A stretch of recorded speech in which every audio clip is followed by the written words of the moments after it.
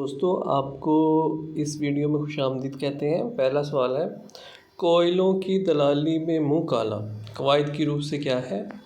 تو اس کا جواب ہے ضرب المثل، آپشن بی ٹھیک ہے۔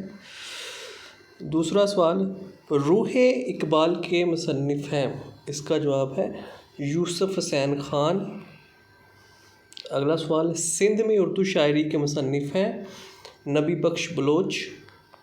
اردو تنقید کا ارتقاء کے مصنف ہیں، ڈاکٹر عبادت بریلوی۔ یگانہ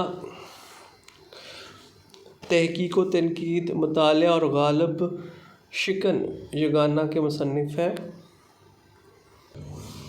اس کا جواب ہے ڈاکٹر نجیب جمال۔ اگلا سوال، سی پارہ دل انشائیوں پر مبنی کتاب کس کی ہے؟ اس کا جواب ہے خواجہ حسن نظامی۔ اگلا سوال، ہم سفر بن روئے آنسو دیار دل کے مصنف ہیں، اس کا جواب ہے فرحت اشتیاق۔ اگلا سوال، کئی چاند تھے سرے آسماں شمس الرحمن فاروقی کا عنوان ہے، کس شاعر کے مصرعے سے ماخوذ ہے؟ اس کا جواب ہے احمد مشتاق۔ اگلا سوال، بیاد صحبت نازک خیالاں کس مصنف کے خاکوں کا مجموعہ ہے؟ اس کا جواب ہے ڈاکٹر آفتاب احمد۔ اگلا سوال، انیسیات کے مصنف کا نام ہے، اس کا جواب ہے مسعود حسن رضوی۔